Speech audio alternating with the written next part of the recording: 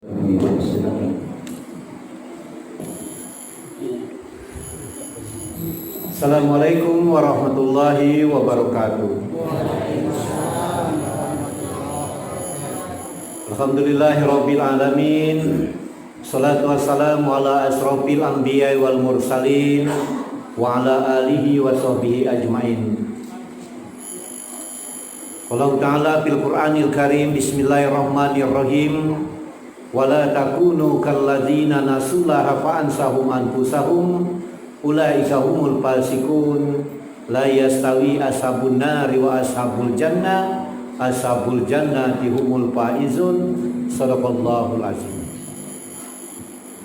Kami hormati para alim, para ulama, para pemerintah setempat, jemaah Masjid Tawakal. Tawakal saja. Tawakal. Juga yang kami hormati hadir di sebelah kami, kanan kami ini sahabat ya Mas Jasmani ya. Beliau ini tidak asing lagi karena anak beliau ini sahabatnya anakku. Cuman anak saya masih MTS, anak beliau masuk SMP 1, tapi masih lah hubungan-hubungan. Alhamdulillah dengan izin Allah saya bisa hadir di sini, Bu, Bapak. Saya terus terang saja, saya tidak tahu kalau ada masjid Tawakal yang sebagus ini di Sulawesi itu. Kaget saya, Bu. Wih, bagus masjid ini. Kalau bangsa ditinggi lagi, pakai ukir-ukiran, nanti terkenal viral, jadi dibilang wong ada masjid di sini. Selama ini banyak yang tidak tahu. Ya, alhamdulillah. Salam salam katurkan kepada junjungan kita Nabi besar Muhammad sallallahu alaihi wasallam, telah membawa kita dari alam gelap gulita dan sekarang kita berada di alam yang terang benderang. Insyaallah di pada masa nanti kita akan mendapat syafaat dari beliau. Amin ya rabbal alamin. Mungkin perkenalan dulu, nama saya ini Muhammad Ali. Kalau tahu petinju, nah itulah nama saya. Tapi dulu mungkin petinju, meninju jasmani, sekarang meninju rohani. Nah, ya. Tinggal tidak jauh-jauh, Bu, di Kenanga 2 inilah, di Perma 15. Ya.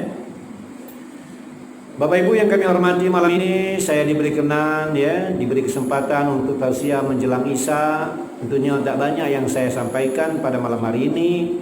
Tentunya saya akan menjelaskan ada 3 amalan yang dicintai oleh Allah Subhanahu wa Ta'ala. Amalan apa yang dicintai oleh Allah itu? Pertama adalah amalan orang yang tepat waktu sholatnya, sering melaksanakan sholat 5 waktu, tidak pernah meninggalkan sholat, apalagi menunggu waktu sholat lebih awal.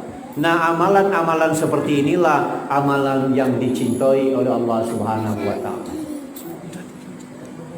Di padang mahsyar nanti, Bapak Ibu yang kami hormati, Allah tidak tanya berapa banyak perbuatan baik yang lain kita lakukan, berapa banyak kita bangun jalan, bukan tidak boleh, berapa banyak kita bangun menara masjid dan nyumbang masjid dan sebagainya, bukan tidak boleh. Tetapi maksud saya, amalan yang pertama ditanya di pada mahsyar nanti adalah amalan orang yang melaksanakan sholat 5 waktu ini.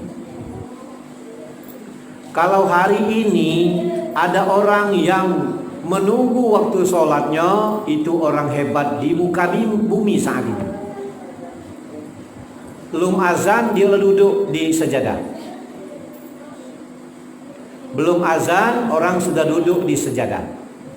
Kalau ada orang yang seperti ini saat ini orang yang hebat di muka bumi. Bayangkan, bukan hebat di jalan rebutan ini, bukan hebat orang di Lubuk Linggau dan di Sumatera Selatan, tapi hebat di muka bumi. Ada dah Ustaz, ada baik orang seperti itu. Sementara kita, Bu, sholat yang paling sulit yang kita lakukan di dalam 5 waktu dalam sehari semalam itu, yang paling sulit sholat subuh dan sholat isya. Benar tak? Alhamdulillah kita sudah ini kan isya, tidak kemana-mana. Kalau ada kata pengajian seperti ini, Allahu Akbar, sudah sholat maghrib, banyak nian halangannya, sudah ngantuk, nonton TV, sinetron bagus nian, apa dia mau nak sholat kaki dulu lah, nunggu nak tidur dulu, sudah tidur nak sholat tahajud dulu, sudah isya nak tahajud, barulah artinya melaksanakan sholat isya. Tapi apa yang terjadi? Terdengar suara azan di masjid, salatu khairum minan naum. Ya Allah, subuh, tahajud ida, isya lewat, inilah nak subuh, salatu khairum minan naum. Belum juga bangun bu dari tidur itu, masih ngomong-ngomong pula, dah siapa ni azan itu bagusnya. Apalagi yang azannya salatu khairum minan naum, itu tambah lama nari selimut sama panjang. Alang kelemak wong azan itu. Tetapi kalau ada yang azan agak marah dikit, salatu khairum minan naum, lebih baik solat daripada tidur, lebih baik solat daripada tidur. Itu terjemahannya, kena agak kasar bu. Salatu khairum minan naum. Tapi kalau umumnya panjang, itu seperti ini terjemahannya. Lebih baik solat daripada tidur. Itu dah tidurnya. Kalau ada yang azan di sini, bukan pesanan ini. Aku tidak pernah dengar sholat subuh, azan di subuh sini. Ini kan secara ini. Kalau sholat subuhnya azan itu dirubah dikit, agak nyegok dikit. Ya. Sholat subuh itu berat nian bu. Kalau orang sudah datang ke masjid sholat subuh berjamaah, itu termasuk orang sudah berjihad. Ya.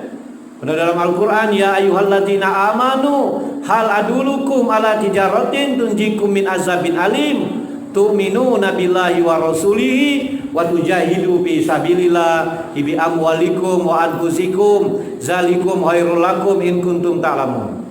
Hai orang-orang yang beriman, maukah kamu kuajak berdagang denganku, kata Allah. Allah ngajak berdagang bu, jangan main-main. Berdagang apa? Mencari keuntungan di jalan Allah. Keuntungan apa? Masuk surganya Allah. Tapi tidak mudah masuk surga Allah itu bu. Apa kata Allah? Kau sudah beriman belum kepada Allah? Sudah lah beriman, akulah sholat, lah taat. Kau sudah beriman belum kepada Rasulullah? Oh sudah beriman, akulah memperingati maulid Nabi, Isra Mi'raj, berselawat dem. Ya, akulah mengikuti sunnah-sunnah yang lain. Tetapi tu'minu nabillahi wa rasulihi wa tujahidu fi sabilillah bi amwalikum wa anfusikum zalikum khairul lakum in kuntum ta'lamun. Berjihadlah kamu di jalan Allah dengan harta dan jiwa ragamu. Ustaz, dengan harta lah sudah kami. Kami lah bangun masjid, kami lah sama-sama bangun menara, kami lah buat jalan. Lah berjihad kami dengan harta kami, tetapi dengan jiwa raga belum. Di mana jiwa raga? Mohon maaf, bukan laju nak bawa pedang, bawa barang, nak berperang, belum. Ya, atau ngebom sana sini, bukan itu berjihad dengan jiwa raga.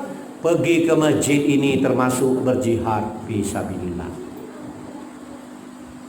Berjihad dengan diri dewe. Sebagai ulama nyampai kalah yang bagus. Kalau nyampai ke bagus lah berjihad. Sebagai guru, jadilah guru yang baik. Kalau dia sudah bagus menyampaikan, membuat anak muridnya pintar, lah berjihad. Jadi murid yang bagus, jadi orang tua yang bagus, jadi anak yang taat pada orang tua, jadi suami yang bagus, jadi istri yang taat kepada suami. Jadi apa baik pokoknya. Jadi lurah, sampai jadi presiden yang baik. Nah itulah termasuk orang yang sudah berjihad di jalan Allah.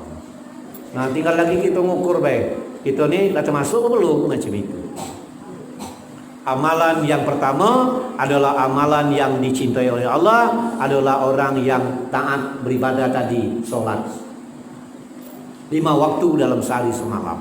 Kalau ada sholat-sholat yang lain, sholat tahajud, sholat duha, alhamdulillah kalau bisa ibu bisa melaksanakannya. Yang kedua, amalan yang dicintai oleh Allah itu Apa? Adalah amalan yang orang yang sayang, yang cinta, yang taat kepada kedua orang tuanya.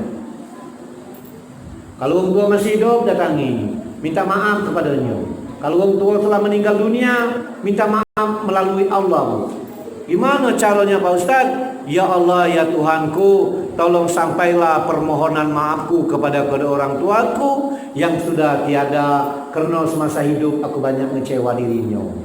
Lagi disampaikan oleh Allah, kirim Fatihah, didoakan, ya.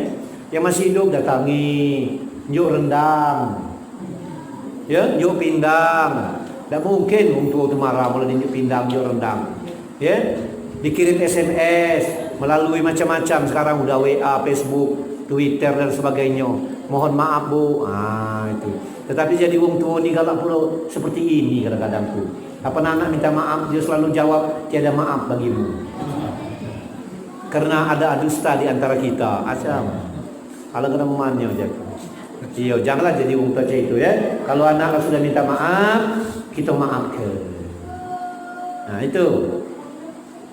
Karena orang yang taat kepada Allah, orang yang patuh kepada kedua orang tua itu, bayangkan Bu, bukan sekedar dicintai oleh makhluk bumi, tapi makhluk langit mencintainya.